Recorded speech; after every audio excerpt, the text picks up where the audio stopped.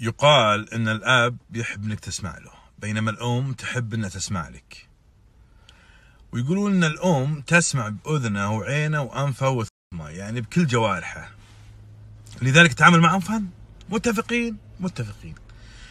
والرقي بالتعامل معهم تقرب الله سبحانه وتعالى. برضو متفقين. احيانا نسوي حنا حركات ما نحسب له حساب تبعدنا عن البر بعد المشرق عن المغرب. اشياء كثير يا اخي. قهوة المغرب ذي يصير بها افلام شنيعة.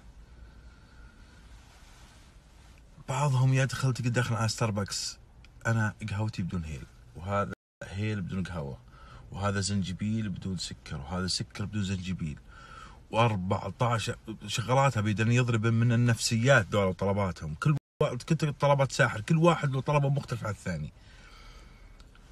بعض الناس يجي جايبه مو عياله، هالهم تحترك هالساعة تجي تقهون فيها، هالهم كل اليوم ترقب هالساعة اللي بيجون تقهون بها عنده. ساعة تجيب عيالك ترى بتفرح بهم امك، لكن تحطهم بحجرك ويحلون بينك وبين امك تبدا خل اغط لك هذا يا بابا، كل هذا يا بابا، اعطيه منديل خله امسح خشته، اعطيه مدري وش. لا، فرك كرموش ذولا خلهم بالبيت.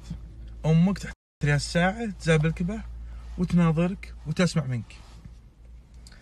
الشيء الثاني يقولون الأولين إذا حنحنوا ما طعمونا، وإذا وسخوا ملونا. يعني لا تنقل الأخبار الشينة، لأنك ما أنت بمنصف تذكر الأخبار الزينة. البنت تدق على أمه وتغثها، هم تخلي عبرة أمه هنا. شفتي سافر ولا قال لي ولا بالبلي، هم أنا لم تنغث وخلاص تلاقطت في رجله. بينما يجي رجله بعد يومين يطلعون المطعم شموع مدري وش، ما تدق على امه تقول والله انبسطنا امس يمه كانت ليله يمه. لا تنقل الشين. والولد يجي مغلدم، مديري بالشغل زي انبي، مديري يحطري مدري ويش وكذا، وينقل الشين. ترى لو طلعت وتضرب اخماس بستاس، تناظر وجهك وتناظر عيونك وتناظر حدسك وتناظر نبرة صوتك، تنغث. لا ينقل الله الا الزين.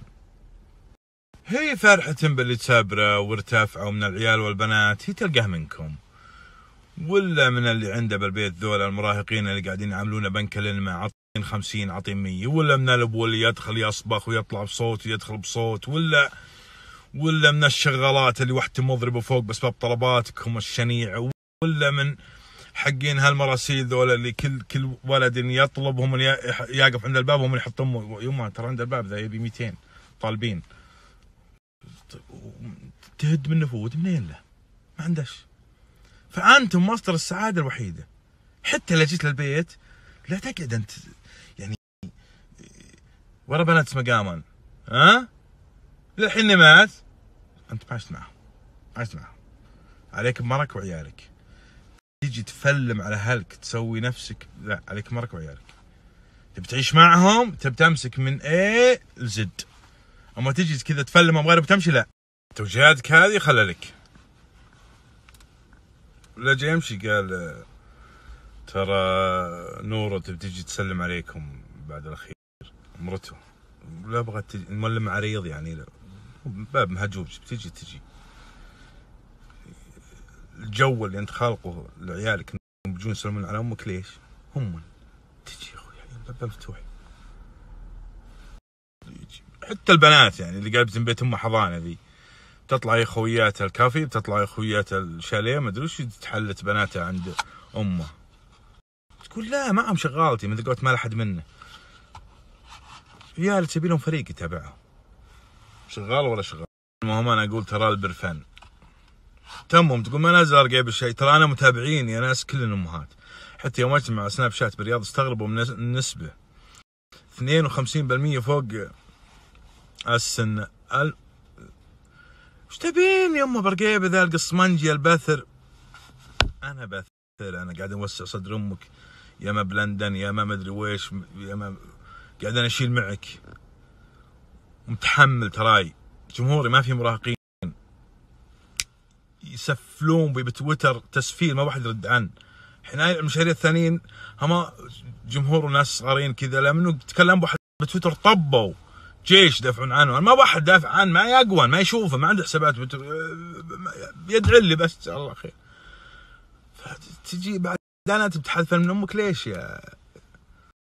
واخفض لهم جناح الذل من الرحمه. والله اخر ايام بجلال رحمه الله عليه شفت موقف لا انساه في حياتي من هذا الرجل الشاعر سعد بن جدان.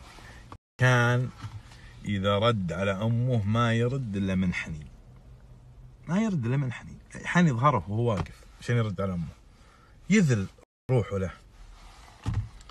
اما ابن سيرين فكان اذا كلم امه ما يكلمه بلسانه كله، يعني يخفض صوته، حتى ان الناس اذا طلعوا يقولون ابن سيرين مريض يشتكي شيء، لانه ما يحكي حكي كذا صوت خافت، يخشى انه صوته يرتفع على صوته. ابو حنيفه امام عالم من علماء الامه، كان اذا جاء لم امه واشكلت على امه مساله فقهيه قالت ودا للشيخ عمر بن ذر. عمر بن ذر من طلاب ابو حنيفه، ابو حنيفه يدرسه يقول سمي، فكان يركبه على الحمار يودي على عمر بن ذر، هو يقول اطلع امي تبي تستفتيك. وولدها ابو حنيفه، فاحيانا يقولون من عرفك صغير حقرك كبير. فهو تصالح حتى مع الشيء هذا، حتى مع مدح امه، مدح امه لغيره من الاقارب، من عيال خالك، عيال عمك، ما انغث، ما تكدر، ما ادري ويش. امه تستفتي احد طلابه وياخذه كل فتره له تجدد بعض ما يشكل عليه من المسائل. البر فن. اما من حرم والديه فترى البر بهم ما انقطع. لا تنسى تصل صديقاته، تجلس بالاماكن اللي هي تحب، وسبحان الله العظيم الخير على مدار السنه. احيانا انت يعني اصدقي انا احيانا يجي رمضان وما معك، لكن يجي 10 ايام من شهر محرم، ويجينا الاعياد، ويجي يشتاء، ويجي الصيف، ويجي مواقف كثيره فيها يعني خير ممكن تقدمه لامك، ويكون وضعك المادي كويس، فلا تنساه، واصل يعني على مدار السنه لو كان شيء بسيط. اهم شيء ان تكون امك عالقه في ذهنك، وعالقه في رصيدك، وعالقه في دعائك ولسانك، وعالقه بكل حياتك اليوميه. كذا انت ان شاء الله انك كاسب بره حية ميته.